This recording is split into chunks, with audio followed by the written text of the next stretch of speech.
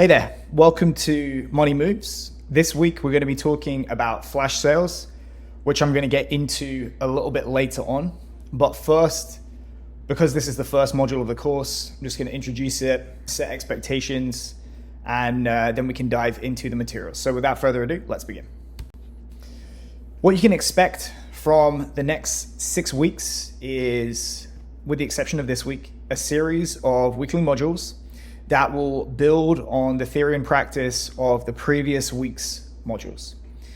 Everything that you see with reference to notes, reading lists, interactive worksheets, video walkthroughs of me completing those worksheets, you will need to register for this course in order to get access from those. So if you are watching this on YouTube and you want to get your hands on those materials, you need to head over to www.callmekir.com/moneymoves, no space between those two words.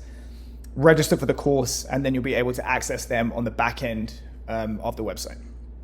The 6 weekly modules that you're going to be exposed to as a part of this course are flash sales, which is today, then how to build an audience, build a product to fulfill the wants or needs of that audience, how to sell it, how to use content to generate awareness and promote your product, and then finally in week 6, how to grow and feed the funnel. And based on my experience and the experience of the several hundred coaches that have been through this course when it was a paid product, I think it is an absolutely reasonable goal for anyone with around 1,000 followers across all social media platforms to generate $1,000 of revenue in 6 weeks. Originally, the course was 10 weeks long, and that was the same value proposition, $1,000 in 10 weeks.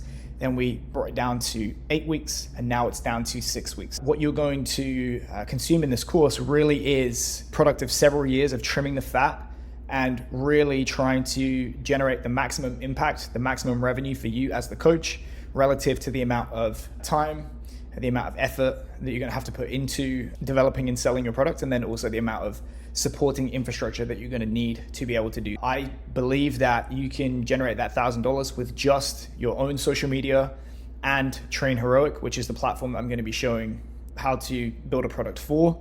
That's all you need. Of course, once you have done that $1,000 and you want to start breaking into the $1,000 a month, $10,000 a month and beyond, things are going to get more complicated. You are going to have to do more. And that is what future levels of this course are going to focus on. But for now, this is the goal of what is eventually going to become level 1 of Money Moves. So today is all about flash sales. And we're just going to break it into 3 parts within this presentation. One is why we want to do a flash sale.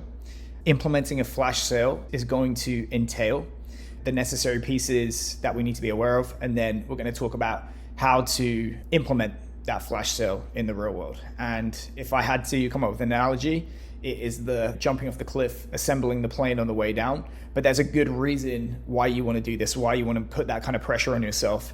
And let's get into why that is. So to illustrate the concept of a flash sale, why this module is the first one, it might not necessarily fit with what I talked about with that logical ordering of the modules, building on each week and so on. We're actually just going to start by doing with flash sales. And to illustrate the importance of flash sales, I want you to imagine that you are an oil company and you own 100,000 acres of land, that somewhere on that piece of land, there is an oil well that is going to end up making you billions as a company. Problem is, you don't know where on that 100,000 acres the oil is.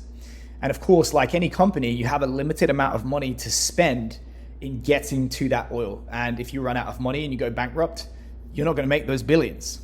So you have to ask yourself, how should you spend the limited money that you do have to maximize your chances of finding that oil well on the 100,000 acres so that you can get access to the billions of dollars of revenue that it's going to entail? Let's now look at 2 potential approaches that you might take in order to do so. So in one example, we can do what they actually do, which is a geological survey. So in researching this course, supposedly it's $500,000 to do a geological survey of 1 acre of land. We can spend that $500,000 and If it turns out that the survey suggests, yes, there's oil underneath this particular piece of land, that's when we as the oil company can make the decision to come in and start preparing that land. Maybe we bring in heavy equipment to clear the land. We bring in some basic drilling equipment. We bring in some personnel, a skeleton team of personnel. And then we start to drill into the ground to see if we can hit oil. And if we get lucky and we hit oil, okay, now we need to have a delivery system to get the oil from under the ground to ground level. That means we're going to have to insert piping. And of course, once the oil comes up from below the ground to ground level, we have to have somewhere to store it so that we can ship it and sell it.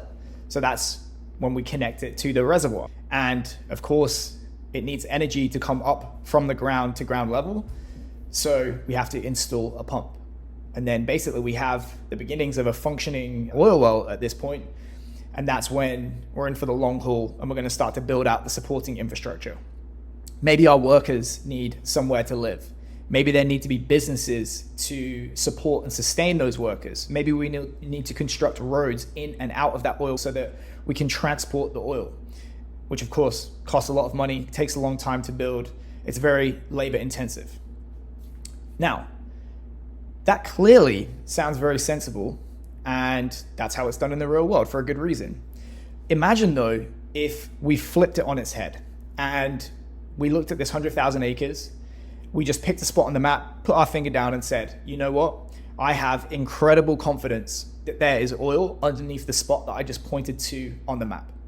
And as a consequence of that, I'm going to build roads in and out of that particular spot on the map.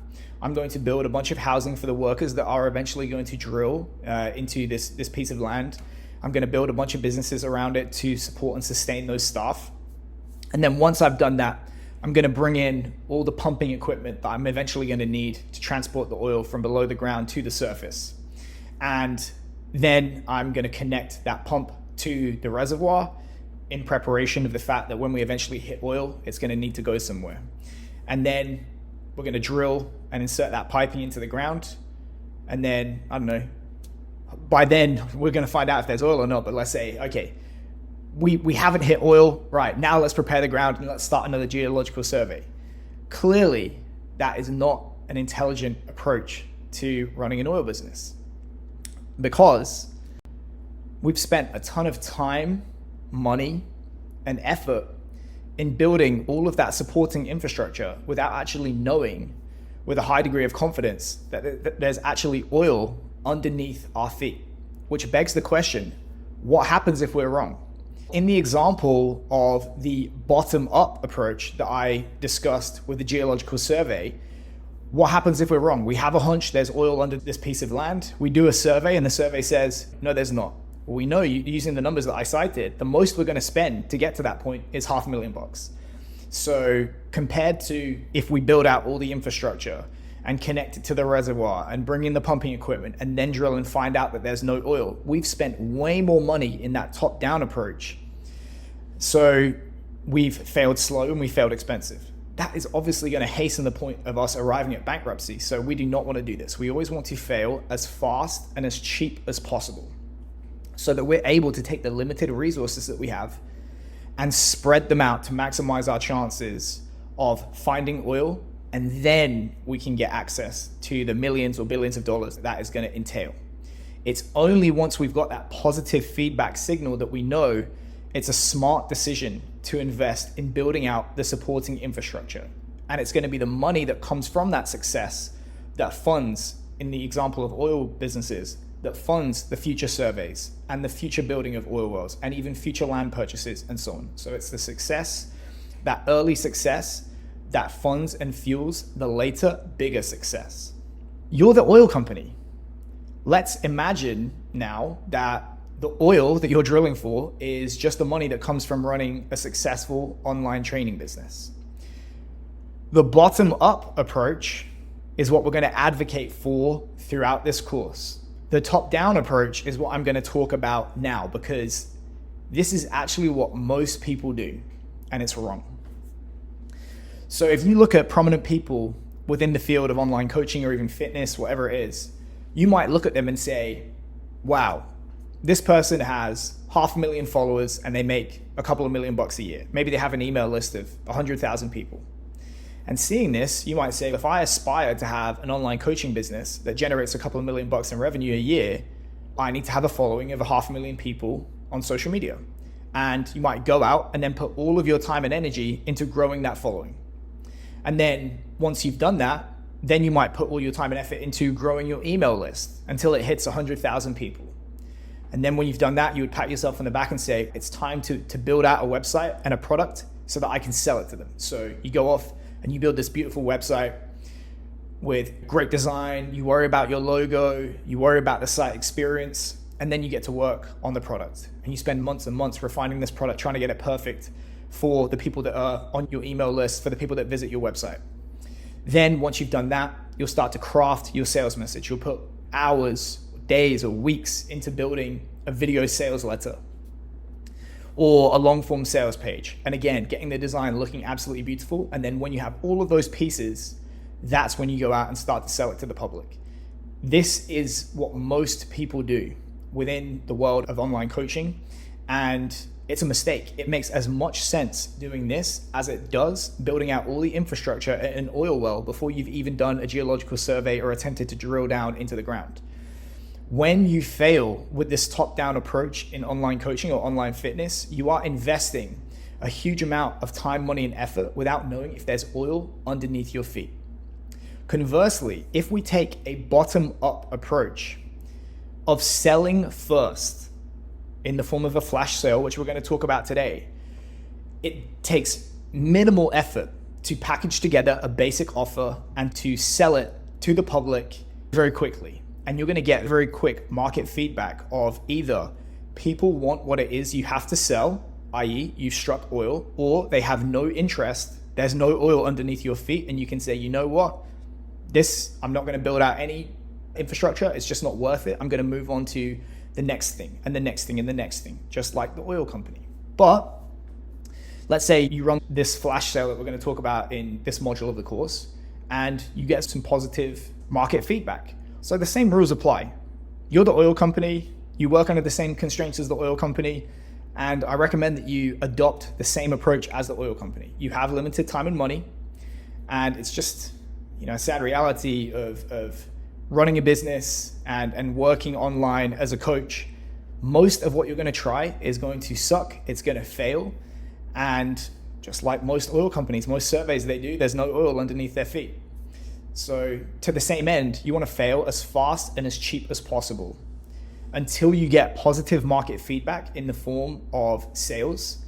And only then do you want to invest the large amount of time, money, and effort that it's going to entail to build out the supporting infrastructure to sell your products and services online, like a website, like a sales page, more complex video sales letters, and so on. And you're going to use the money and psychological momentum of this early success to build out all that infrastructure and future products and services. You're probably not going to get rich from one-off templates. You're probably going to get rich, or at least wealthier, by building out things like subscriptions, higher ticket sales, and so on. A useful way to think of an online coaching business is just as a set of assumptions. When all of your assumptions or bets are validated, you win the game of online coaching. Working backwards, the most fundamental assumption is that your customers will keep buying from you as long-term repeat customers. The money comes from large lifetime values from repeat business again and again for years on end. I've added an asterisk here because we're not going to talk about this in this level of the course, but that is still the most fundamental assumption that you're trying to answer within online coaching. Underneath this, or a necessary assumption that we have to validate first to get to this point, is, will they buy from you once? If they won't buy from you once, they won't buy from you 10, 20, 50 times, 100 times, and so on. So we have to answer that one first. Now, in order for them to buy from us once, they're going to have to hear a sales message and they're going to have to engage with it. They're going to have to feel motivated to turn desire into action. So that is the necessary condition or assumption that has to be answered in order to make a sale. In order for them to engage with a sales message, they have to be motivated or sufficiently persuaded to listen to a sales message in the first place.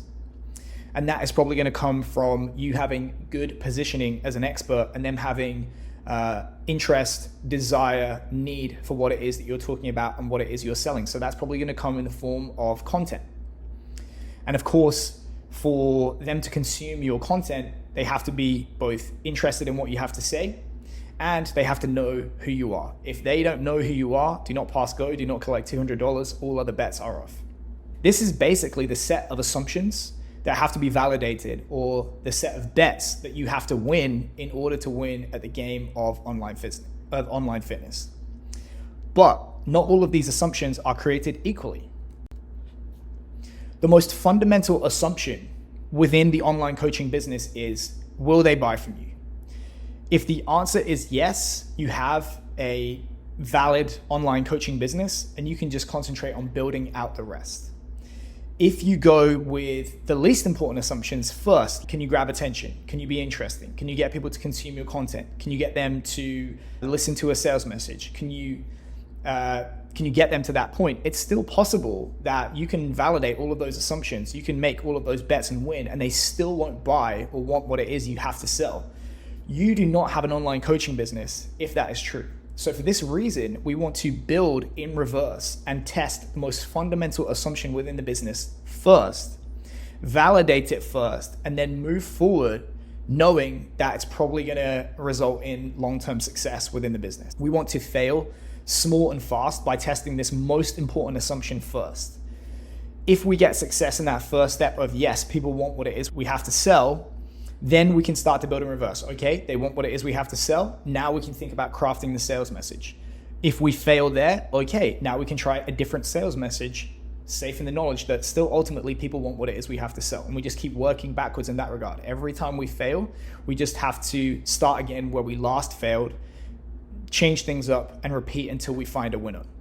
Now, in terms of the philosophy of failing small and fast, and maximizing our chances of success, this is why we want to implement a flash sale. But there's two additional bonuses that I think are really important or valuable in running a flash sale. One is psychological momentum. It can be really demoralizing to invest tons of time, money, and effort and still fall flat on your face. So the smaller you can fail and the quicker you can get those wins in the form of a flash sale, my goal for you at the end of this week is to start making sales and start making money in online coaching. And that is absolutely reasonable. It's to be expected that you can do. The psychological momentum that you will get from this is going to sustain you when things start to get hard, and they will get hard. But as importantly, you're also going to get the benefit of receiving money upfront. So effectively, you are being paid to develop a product. This course, actually, I didn't start building this course out until it generated, I think, over $30,000 a couple of years ago, because I did a pre-sale like we're going to talk about in this module. And that is a good thing to have because you're effectively being paid to build a product. And this is not just a concept that is specific to fitness. It's validated in the real world with giant businesses the world over. Tesla, for example, in researching this course, the estimate is it costs about $7 to $9 billion to build out all of the necessary infrastructure that you need to mass produce a vehicle like the Cybertruck. It would be a huge, wild bet on the part of Elon Musk, and he likes huge, wild bets, to spend $7 to $9 billion doing so without having really strong feedback from the market that yes, people want what it is he has to sell. So I think it was $1,000. They took 100,000 pre-orders of $1,000 each, or $1,000 deposit each for the Cybertruck, and generated $1 billion of revenue before they even put a shovel in the ground, which is a massive feedback signal to Tesla and Elon Musk. Yes, go out and build this thing. And then of course, I think it was almost 2 or 3 years when the Cybertruck was eventually built. That's when customers were billed the remaining 60, 70, 80,000, depending on the model that they had purchased. Another example is Virgin Galactic. They eventually spent over $1 billion building out their aircraft, their spacecraft to go up to space. Again, that's a wild bet to make, but they actually took up to $360 million of pre-orders, people paying the full price. I think it was $250,000 each. People that said, yep, I want to go up to space. Here's my $250,000. when you build it, let me know and I'll come on the spacecraft. And of course, if they had failed, they would have returned the money. But again, that's an incredibly strong feedback signal to Virgin that yes, want what it is you have to sell, go out and spend the time, money, and effort building out this infrastructure. And of course, they did eventually go to space. Whether it's going to be a viable business, I don't know, but they did eventually go to space. And it's not just wild tech products or pie in the sky projects like these that use the concept of pre-sales. It's true also in real estate. Whenever you see a big project being marketed, the goal is for all, if not most of those units to be sold before a shovel has been put in the ground, so that you know you can have a high degree of confidence that whatever bet you're about to make is likely to pay off. And that's the approach that we're going to try and adopt with the flash sale in today's module. So the basic plan that we're going to move forward with is, firstly, we need to figure out who you're going to sell to. The audience that you serve is much more important than the product or service that you sell. If you know who it is you serve and you've selected well in terms of your audience, it's much, much easier to just listen to what it is they want and then reverse engineer a product or service to meet those needs. So for that reason, it's the first thing that we're going to do. Once we have done that, then we're going to package together a template that they want to buy. Just in terms of complexity, much, much simpler to create a one-off product and to sell it online than it is to manage things like monthly subscription services, high ticket subscriptions, and so on. I just recommend that you start, if this is your true beginning, and it probably is if you're taking this course, you start with a very basic template. It's a one-off product that you just sell for X number of dollars. Once that's been packaged, then we have to price it, and we'll go through how to look at the marketplace and figure out what it is you should be charging relative to your peers. We're then going to pull some psychological levers in the form of urgency and scarcity to make people motivated to pay you now rather than later, to actually pay for a product that doesn't exist yet. And then we're going to package it together in terms of how you present that offer. The example that we'll be using in this course, in this module, is an Instagram carousel for a variety of reasons that I'll talk about when we get to this section. And then once we have done that, then it's time to put that offer out in front of the world. Not all members of your audience are going to be created equally. So for this reason, we need to think carefully about who it is that we speak to first and how, and who it is we're going to speak to later on and how, because we want to maximize our chances of success, generate the maximum revenue per unit of effort in terms of the people that we are contacting. We're going to talk about just high level how it is we should be convincing people to buy, so effectively how we sell them. And then we're also going to be talking about the practicality of how you're going to implement, track, and monitor this system throughout the next 6 weeks. Fundamentally, I would recommend that you are using a flash sale for the next 2 to 4 weeks to sell this product, and that you're just incorporating the materials that we're talking about in subsequent weeks into this flash sale. And then once that flash sale has ended, into an ongoing offer. But I would say, put your best foot forward in terms of the flash sale, make this the vehicle that you're using to generate that $1,000 of revenue. And now we can get into step one, which is figuring out who you're going to sell to. So when figuring out who you're going to sell to, my advice is that you try and live in the middle of a Venn diagram of 4 different factors. 1 is who knows, likes, and trusts you. 2 is who wants or needs your help. 3 is who you can easily reach, and 4 is where your credibility lies. Fundamentally, in order for you to make money in any business, online coaching included, people have to want what it is you have to sell. People want what solves their problems and what creates an enhancement in their well-being. The better you can solve those problems, meet those needs, enhance people's well-being, the more they are going to want your products, the more money you are going to make. However, as human beings, there is a huge amount of outsourcing that we do in terms of our decision-making to our environment. So rather than, for example, listen to the merits of an argument about a product or service, we're just going to do things like ask ourselves, do I like this person? Can I connect to their story? Do we come from a shared background? Do I feel like this person is speaking my language? I might look at somebody's track record. Who have they worked with? How many people have they worked with? At what level have they worked at? What are their professional credentials? What are their academic credentials, and so on? So this is where the left-hand side of the diagram comes into the equation. And then the final bottom right corner of the diagram, who can you easily reach? This is important because ultimately all businesses, again, online coaching included, is about how many people can you reach and how many of those people that you reach can you convert. The most conversion you're ever going to get is 100%. So if there's only 10 people that you can reach, the most you're ever going to get is 10 customers. So we need to think about groups of people that you can easily reach, that maybe you have good connections to, where you can easily access online. And then the idea is that we try and hit the sweet spot of all 4 of those variables. If there is something that people really want, but you can't reach them or you don't necessarily have any credibility, that would be a bad idea. If there's something where people really know and trust you, but they don't want what it is you have, again, bad idea. So there's no one answer, but I would advise you to think carefully about balancing these 4 variables when it is you decide who it is you're going to sell to. Once you've decided who it is you're going to sell to, you're going to work backwards from what it is they want and devising a basic template to try and give them what it is they want.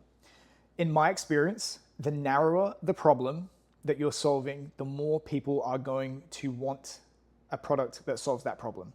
For example, and this is from the world of fitness, programs which promise just, for example, an improvement in the 40-yard dash, or the vertical jump, or bat head speed in baseball, or pitching velocity in baseball, or bench press in powerlifting, you name it. The narrower the problem, the easier it is to concentrate people's attention on that, the easier it is to demonstrate improvement, ideally through one accepted metric. And this is important because metrics allow people to document their progress. It allows them to evaluate their progress in a language that they already understand, and it allows them to compare themselves to their peers. So I would advise you to try and pick the most pressing or urgent problem for that particular audience. For example, if I'm working with rugby players, it's going to be the Bronco test in fitness. And that's great because we're solving the problem of conditioning, and we've used a widely accepted metric to infer progress within fitness. Then your goal with the product is to show them how to solve that problem better, faster, easier, and more consistently than they would be able to do so for themselves. If you can't do that, why would they give you money? They're just going to go out and do it for themselves. The more you can demonstrate expertise in providing value, and that's the whole Mosey value equation, if you can do it better, faster, easier, and more consistently than the people you're selling to, the more they're going to be willing to exchange money for the product or service that you are providing. The ultimate goal is not only can you do it better than the people you are serving, you can do it better than all of your other competitors, because if you can do that, you win the game. With regard to devising the length of the template, I would advise 4 to 8 weeks in length. You need to strike the appropriate balance here between enough time that you're able to generate truly impressive results. And I'm sure as coaches or fitness professionals, it's probably not going to happen in 1 week, 2 weeks, 3 weeks, and so on. 4 weeks is probably the bare minimum. It's probably going to be closer to 8. But you also need to balance this against adherence. The longer the program is, the more people are not going to finish it, the more they're going to drop off, the more they're going to get distracted. And of course, you're going to shoot yourself in the foot in terms of results. So I would say 4 to 8 weeks, probably closer, 6 to 8 is going to be the appropriate length for your template.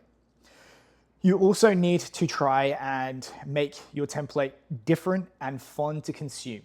Unfortunately, it's just a fact, it's a reality of training people in sport and both the general population, that people get bored and they program hop. And they're always seduced by the shiny new toy. They want to try new stuff.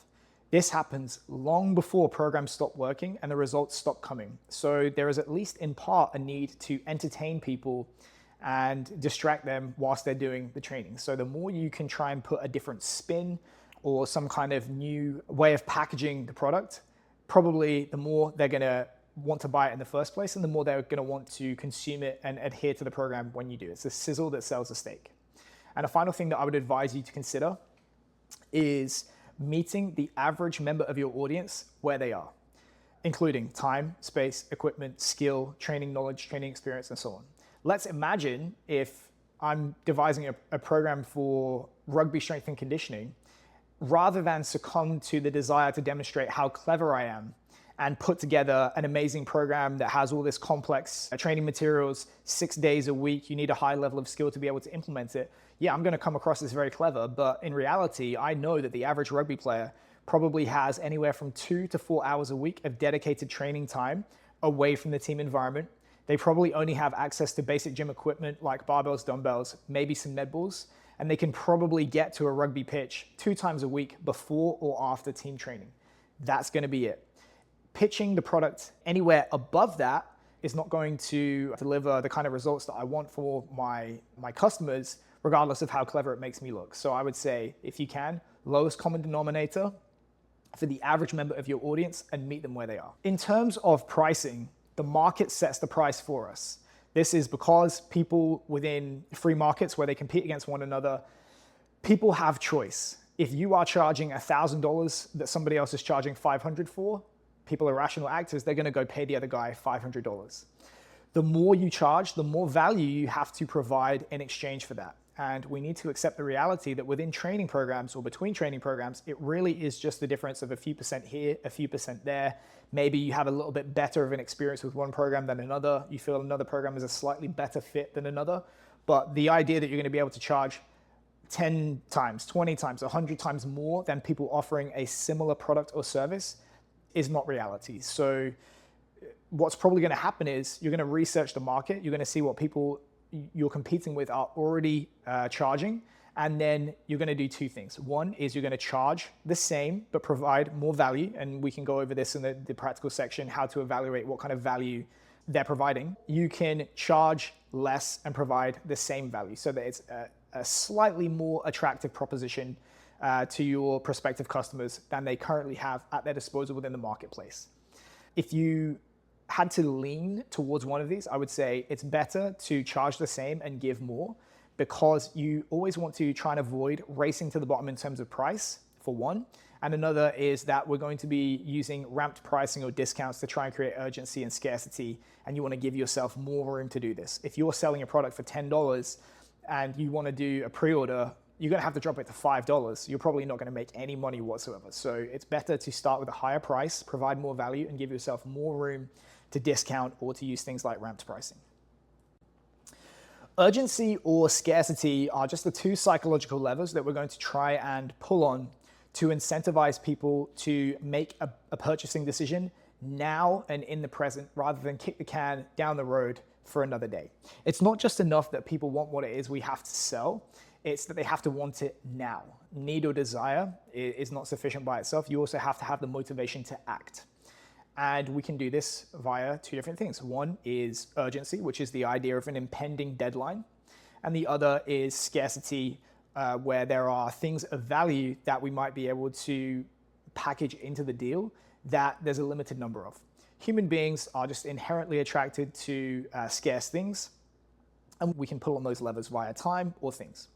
Ramped pricing is basically, if we use a deadline, the further out from the deadline you are, the cheaper the price is. So for example, if we say 4 weeks out is 50% off, 3 weeks out is 40, and then 30, 20, 10, and so on. We can use time for ramped pricing, or we can use numbers. So for example, the first 5 people get 50% off, the next 5 get 40, 30, 20, 10, and so on. If you have never sold before, I would recommend that you use time-based ramped pricing, because you might not actually sell the number that you need to be going up through those levels in terms of ramped pricing.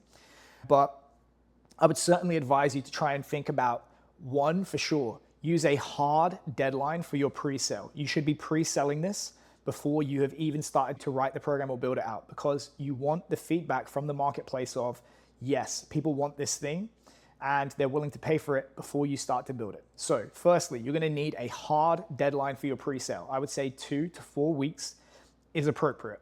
And that is going to be the date that you're constantly referencing when you're promoting your offer online. Hey, 4 weeks left, 3 weeks left, 2 weeks left, 6, 5, 4, 3, 2, 1 days left, and so on. You also want to try and use bonuses to sweeten the pot. Again, just to incentivize people to act now, to give you money before that pre-sale closes. And the example that you can see on screen is these stickers that they might look similar to the Supreme logo. I definitely didn't copy them. I did a BJJ template just as a case study for this course. And I set myself the goal of $1,000 in, at that time, 10 weeks. It took 13 days. And one of the ways that I tried to get people over the line was that anyone that purchased the program before I wrote it would get a steroid sticker to put on their water bottle. There is this undercurrent of joking about steroids in jiu-jitsu. So that was quite on brand for people that did jiu-jitsu, and they found it funny, and it worked. Like I said, ramped pricing, I would also try and use that, but you don't have to be overly complex. I would just try and reward urgency, try and reward people acting earlier rather than later. Next thing we're gonna do is package the offer together. As I said, and as we'll see in the practical section, I recommend that you just go with a basic Instagram carousel. This is for a few different reasons. One is that video-based, effectively sales videos, for most people just starting out, they look really uncomfortable. They look like a hostage proof of life video. Whereas you can easily put together a quite professional looking Canva carousel with a low level of skill. You also don't necessarily want to use just long form sales copy, like for example, a long form post on X or LinkedIn, just because it's not really, one, it's a skill, and two, it's not as attention grabbing or as persuasive as a carousel. I think with things like exercise, sports, training, these are inherently visual things, and it's to your benefit to try and promote these on an inherently visual platform like Instagram.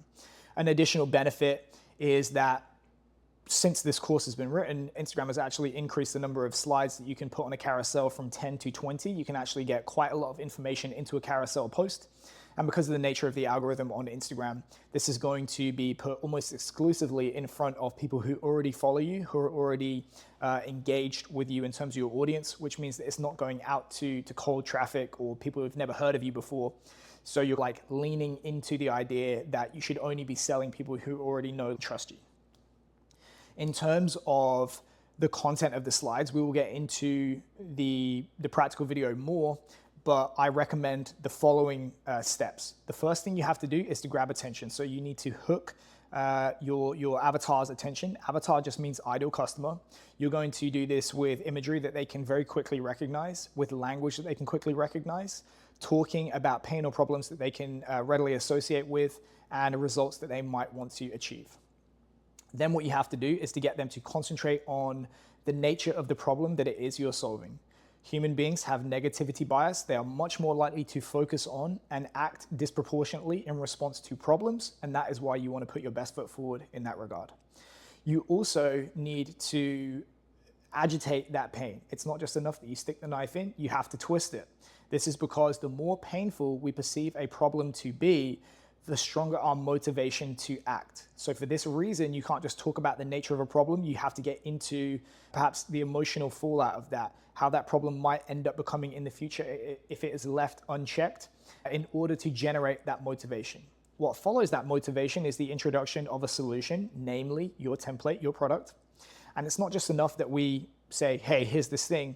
We have to make a value proposition. We have to increase the perception of the value that we are bringing to the table. And we're going to do that by talking about the various features present within our product. A feature is just something that you use to create a particular outcome or result for your clients, or to cut off a potential avenue of failure. We will get into this more in the product module, but I would just basically go through each of the features that you have available within that offer and the benefit that it's going to produce, the result it's going to produce, or the problem that it's going to help to get rid of.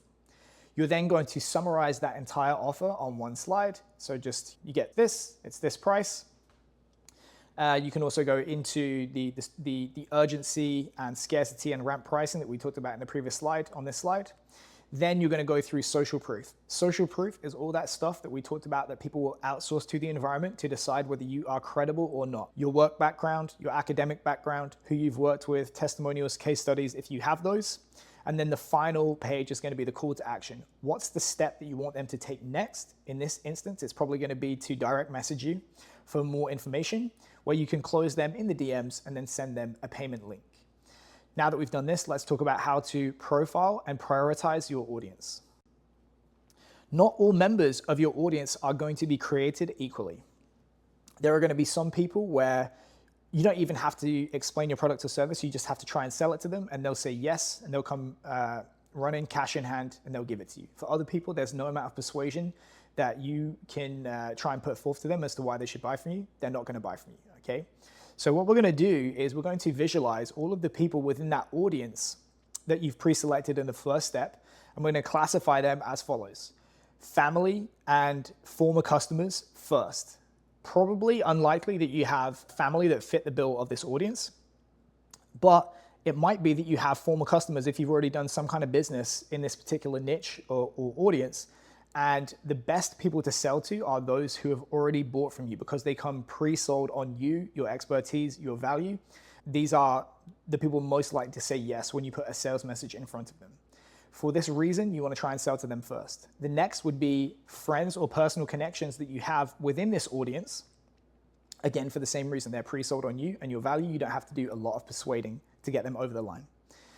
These are also going to be the people that you can use or rely on to get introductions to their friends that also fit the bill of the audience that you're trying to convert. Again, they come pre-sold on you because your friends are effectively renting out their reputation to their friends to vouch for you.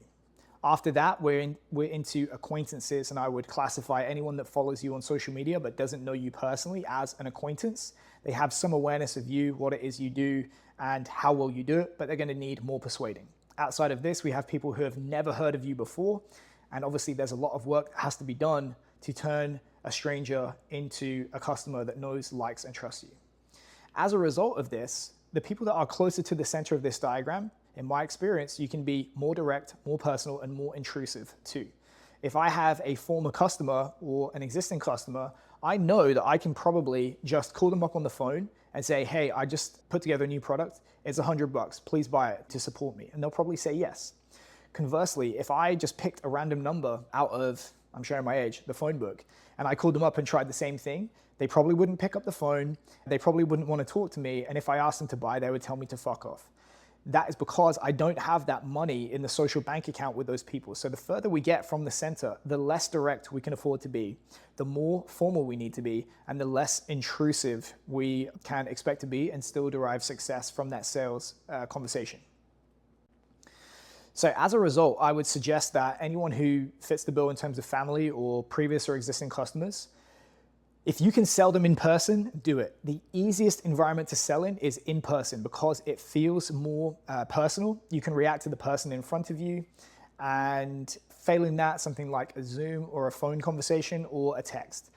It's much, much easier to contact somebody via these mediums than it is something like email or DM. I am much more likely to ignore a DM or an email versus, say, a phone call or somebody attempting to speak to me in person. As we go out to friends of friends, so this is introductions from our friends, it's probably going to be phone, text, or DM after an introduction only. Do not reach out to these people and say, oh, so-and-so sent me. Ask them to introduce you first, and then you can go into your sales presentation thereafter.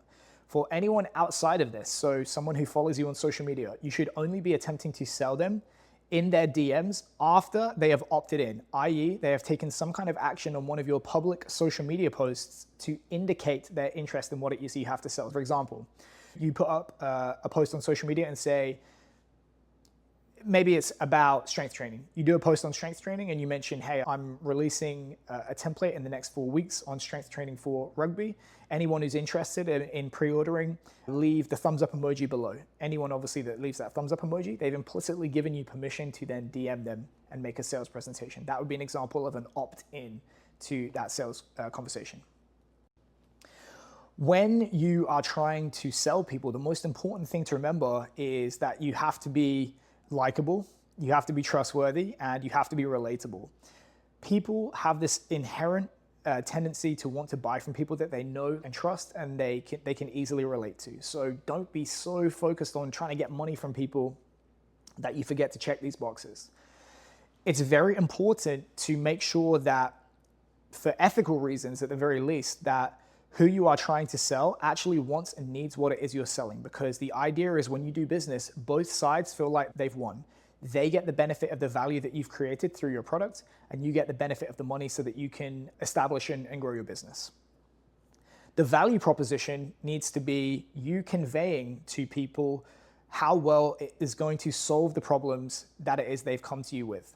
and the benefits they're going to be able to derive from consuming your product or service. The reason these two things are in red is that if you are doing a good job in terms of the content that you're putting out on social media, they have already done these two things for you. You have conveyed the value, and they have qualified themselves by opting in to listen to you about your product or service. When it comes to closing, this is really where you're probably going to start in terms of direct messages. Keep it simple. Just tell them what it is, what it does, how it solves their problems, and ask them, would you like to buy this? If they say yes, congratulations. If they say no, in reality, you have an objection, which is a lack of belief. If they believe everything that you've said and it is going to do what it is you promised, it's going to solve their problems like you said it would, they're going to buy. If they don't buy, it's because they don't share your belief, which means that you're going to have to reframe that belief, then loop back and ask for another buying decision. We'll talk about this in the next slide. Once you're going through this closing loop, it's called, again, eventually two things are either going to happen. It's going to result in a sale, or they're going to say no or not right now, in which case you want to be following up with people and you want to have multiple touch points before you finally give up on somebody. Most people do not buy on the first contact. Supposedly it's now 7 contacts before people buy, but for sure you are going to massively increase your chances of success if you have multiple touch points with people that have expressed interest in your product or service. When it comes to objections, typically it is only going to be the things that you see on screen that they're objecting about. They won't have the time, they don't have the money, or they don't think it's good value for money. They don't think they're a good fit for it. They're not sure about the results that you're promising. They think it's too risky, or they need to think about it. In terms of time, as long as you make clear statements in your promotional materials for your product, people will qualify themselves knowing that they have the time required to consume the product. If I say in the sales materials, this template requires 3 hours a week, they should know by the time that we get to having a sales conversation that it's going to take 3 hours a week. What we can also do though is we can reference how much time they spend on other activities and reframe the amount of time that it takes to consume this product. For example, if my template takes 3 hours a week and they're currently watching Netflix for 10, hey, you watch Netflix for 10 hours a week? This is just a fraction of that, and it's going to be a lot more productive for you in terms of solving your problems and providing results.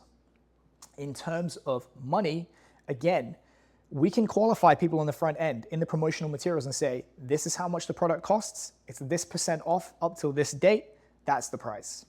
But if we do get that sticker shock or people don't want to buy, I find it useful to reframe the cost of inaction. For example, if we're selling a template for injury risk management or injury prevention, we can easily contrast the cost of a template for, say, $200 versus the cost of surgery at $10,000, or physical therapy at $200 an hour, or the cost of being on the sidelines for 6 weeks, and so on. We can also reference again to other expenditures. The classic, it's a copyright cliche at this stage. A daily coffee at Starbucks is $5 a day. You spend $150 a month on coffee. This is only $100. Isn't that great value? And so on. In terms of fit, this all comes down to qualification. I try to make a really concerted effort in my sales materials to say, this is who this is for, and I describe my ideal customer. And then I say, if you fall into this box and so on, this is not for you. So I try and actually set the stage in my favor so that I do not have sales conversations with people who are not good fits for my products. For example, with rugby templates, I always said, if you're new to training, if you are injured, if you don't have access to a good gym, this is not for you. If, however, you fit the following criteria, this is going to be a good product for you to consume. In terms of results, social proof. Every piece of social proof that you can offer, testimonials and case studies being the best, it's like building bricks in the wall of your credibility. If you have it, lean on it. If you don't, try and lean on things like your professional and academic track record, or what it is that your peers say about you, and other social signals like that. In terms of risk, you can try to reduce risk. You already have them through social proof, but other ways that you can reduce risk is by offering a guarantee, like a money-back guarantee. Guarantees are one of those things where it is unpalatable to give them, and everybody gives them, but it is one of those things that psychologically just puts people at ease when they buy from you. So you tend to make a lot more money in terms of conversions than you actually have to pay out in terms of guarantees. So if you have a guarantee or some kind of refund policy, I would advise you to use that. Anytime somebody says, I need to think about it, The reality is, if they had complete information about your product or service, they would have enough information to make the decision, do they want to buy or not? So in reality, it's not a question of time, it's a question of information, and it's another objection in disguise. Because if they really did believe they have the time, it's good value for money, they're a good fit, you can produce the results that you say you are, and it's a low risk offer, clearly they would buy. So if they ever say, I need to think about it, just ask them, what piece of information is it that you need in order to make a decision one way or the other? Lastly, we're going to get into implementation, tracking, and monitoring. For the reasons that I talked about earlier, namely, you're much likelier to convert people at the center of the circle for less effort and for less time, I recommend that you work from the inside out. You should not be starting with strangers and posting on social media and cold messaging people, hey, buy my stuff. Work from those who know and trust you the most first, going outwards in concentric circles. Once you've got through, if you have an existing customer list in your family, then start to go to those people within your immediate circle of friends that would be a good fit for what it is you're selling. And once you've tried to sell them, then ask for introductions and then try and sell those people. And only then should you be starting to put stuff out on social media and trying to have those sales conversations. When you do hit social media, you need to be aware that there are daily limits as to the number of comments that you can make, friends requests that you can send, DMs that you can send. So just be wary of that. You can't start DMing 500 people a day on social media because your account is going to get limited. Likewise, if you cut and paste, that is going to be one thing that will speed up you getting limited on social media, as is if you just hammer 100, for example, DMs in an hour as opposed to spacing out over the course of a day. That's another thing that's going to get you limited. Always respect when people say, no, I'm not interested. Just stop the conversation there and then. We'll go through in the practical section how you can classify all of your contacts. But as soon as you get that opt-out, a line goes through that person on the contact sheet, don't contact them anymore, because that's another thing that is going to get you into hot water on social media, is if you keep continuing to try and sell people after they've said, no, I'm not interested. I recommend that you adopt a methodical approach, and we'll go through this in the practical section. But you really do need to concentrate on having a list of people that you're just working through every single day, contacting them again and again, multiple touch points to try and convert them into being paying customers. When people say yes to your product or service, you send a payment link via Stripe, and I think Stripe's the best. I'm just going to say use Stripe. You send them a payment link for Stripe. There and then you collect money at the point of yes. Do not give people time and space to cool off and lose the psychological momentum that you've just generated as a result of that sales conversation. When they say yes, you allow them to buy and follow through, and then you have that money to then go out and build the product and deliver at the end of your pre-sale. That concludes the theory section for Module 1 of this course. I will see you in the practical section in the next video. Thanks very much.